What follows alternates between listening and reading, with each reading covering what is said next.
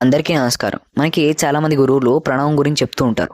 నిజంగా ఓంకారంకి ఇంత మహత్యం ఉందా అనిపిస్తూ ఉంటుంది కదా!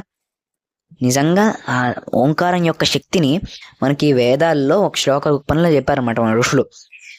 అయితే ఇది నేను ప్రతి ఆదివారం రామకృష్ణ మఠం హైదరాబాద్లో అటెండ్ అయ్యే వివేకానంద బాల వికాస కేంద్రంలో నాకు నేర్పించారనమాట.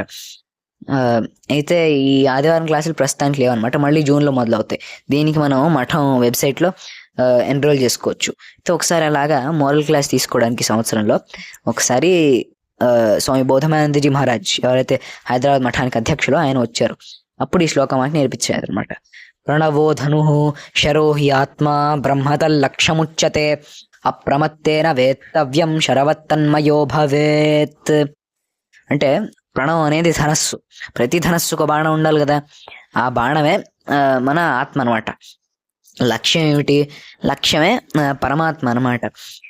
ఇప్పుడు మనం గనక ఆ బాణాన్ని అప్రమత్తంగా వదిలితే, ప్రమత్తం అప్రమత్తం అని సంస్కృతంలో 2 పదాలు ఉంటాయి. అయితే ప్రమత్తం అంటే డిస్ట్రాక్షన్, అప్రమత్తం అంటే దానికి వ్యతిరేకం అనమాట, కాన్సన్ట్రేషన్. అయితే అప్రమత్తంగా కనుక మనం ఈ బాణాన్ని వదిలితే మనం పరబ్రహ్మతో మమేకం అయిపోతామని అర్థం. అయితే రామకృష్ణ మిషన్లో మనకి చాలా విచిత్రమైన చిత్రాలు దొరుకుతాయి అనమాట. ఏమిటి అంటే ఇది మనం వేరే ఏ మఠంలో దొరకదు, కేవలం రామకృష్ణ మఠంలో ఇవి ఉంటాయి అనమాట.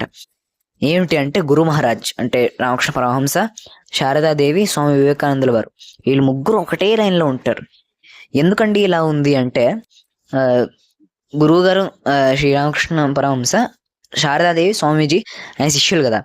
అయితే ఈ అప్రమత్తంగా బాణాన్ని వదలటం వల్ల ఏం జరిగింది అంటే ఒక నది సముద్రంలో కలిసిపోయినట్టుగా వీళ్ళు శ్రీరామకృష్ణలో కలిసిపోయారు, మమేకం అయిపోయినారు అనమాట. అందుకని ఒకటే లైన్లో పెడతారు అనమాట. ధన్యవాదాలు.